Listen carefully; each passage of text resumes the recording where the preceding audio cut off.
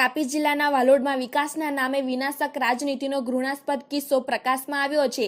વીરપુર ગામે આદિવાસી સમાજના યુવાનો માટે મંજૂર થયેલ ₹60 લાખની લાઇબ્રેરીનું કામ મહુવાના ધારાસભ્ય મોહનભાઈ ઢોડિયાએ કથિત રીતે અંગત અદાવત અને રાજકીય દ્વેષ રાખીને રદ કરાવી દીધેલ હોય તેવા આક્ષેપ સાથે જિલ્લા વિકાસ અધિકારીને આવેદનપત્ર પાઠવવામાં આવતા સમગ્ર પંથકમાં ચકચાર મચી જવા પામી છે। યુવાનો દ્વારા લેખિત રજૂઆતમાં સીધો અને સણસણતો આક્ષેપ કરવામાં આવેલ છે કે ધારાસભ્ય મોહનભાઈ ઢોડિયાએ પોતાની સત્તાનો દુરુપયોગ કરીને અધિકારીઓ અને કોન્ટ્રાક્ટરને ધાક ધમકી આપી છે। પ્રશ્ન એ થાય છે કે શું એક લોકપ્રતિનિધિનું કામ ગરીબ વિદ્યાર્થીઓને ભણતા રોકવાનું છે કે કેમ? 60 લાખ જેવી માતબર રકમ જે આદિવાસી યુવાનોના યુપીએસસી અને જીપીએસસી જેવા સપના સાકાર કરવા માટે વપરાવાની હતી તેને માત્ર રાજકીય દ્વેષમાં રોકી દેવી એ લોકશાહીનું અપમાન ગણી શકાય એમ છે।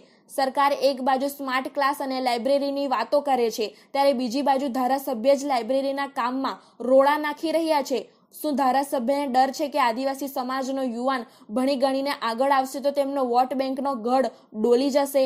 વહીવટી તંત્ર પર દબાણ લાવીને ધારાસભ્ય દ્વારા ડીડીઓ અને કલેક્ટર કચેરી પર દબાણ લાવીને વહીવટી મંજૂરી રદ કરાવી એ તંત્રની લાચારી અને ધારાસભ્યની હઠધર્મી પરાકાષ્ઠા દર્શાવે છે। યુવાનોએ સ્પષ્ટ કર્યું છે કે લાઇબ્રેરી તો નિર્ધારિત સ્થળે જ બનશે। ધારાસભ્યની આવી તાનાશાહી સામે હવે યુવા શક્તિ મેદાને પડી છે। આ લાઇબ્રેરી માત્ર ઈંટોનું બાંધકામ નહોતું પણ આસપાસના અનેક ગામોના આદિવાસી વિદ્યાર્થીઓ માટે આશાનું કિરણ હતું। ધારાસભ્યના આ નકારાત્મક વલણથી વિદ્યાર્થીઓમાં એવો સંદેશ ગયો છે કે નેતાઓ માટે પોતાના અહેમ કરતા પ્રજાનું હિત ક્યારેય મોટું હોતું નથી। તાપીની જનતા હવે પૂછી રહી છે, ધારાસભ્ય સાહેબ, વિકાસના કામો અટકાવી તમે કોનું ભલું કરી રહ્યા છો?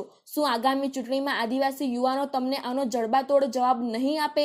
આવા અનેક સવાલ સાથે પંથકમાં અનેક તર્ક વિતર્કો સર્જાતા જોવા મળી રહ્યા છે। ત્યારે આ મામલો આગળ શું વળાંક લેશે તે તો આવનાર સમયમાં જોવું રહ્યું। Shri model arts and commerce college Vuhari Virpur ત્યાંથી અમે વિદ્યાર્થીઓ બધા કલેક્ટર સાહેબશ્રીને એક અરજી આપવા માટે આવ્યા છે।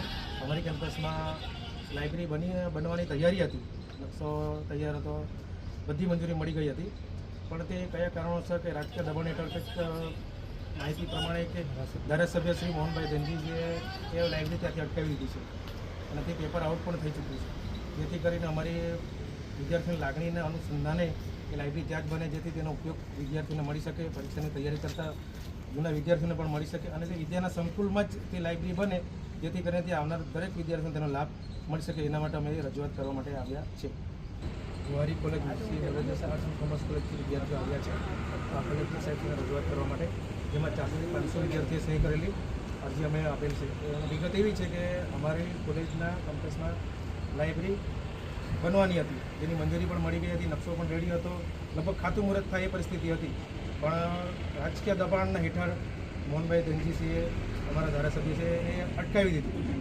તેથી અમે રજૂઆત એ કરી છે કે વિદ્યાર્થીના હિત માટે લાઇબ્રેરી ત્યાં બને તો તે કેમ્પસમાં ભણતા દરેક વિદ્યાર્થીઓને કામ આવે, ઉપરાંત કે ભણીને ગયેલા વિદ્યાર્થીઓને પણ તે પરીક્ષાની તૈયારીઓ માટે તે લાઇબ્રેરી ઉપયોગમાં આવે એ જગ્યાએ બને એ હેતુસર અમે અહીંયા જ્યાં આવેદનપત્ર આપવા માટે આવ્યા છે અને જરૂર પડીએ તો અમે કદાચ મુખ્યમંત્રી સુધી પણ વિદ્યાર્થીઓ અરજી કરવા માટે તૈયારી બતાવી છે।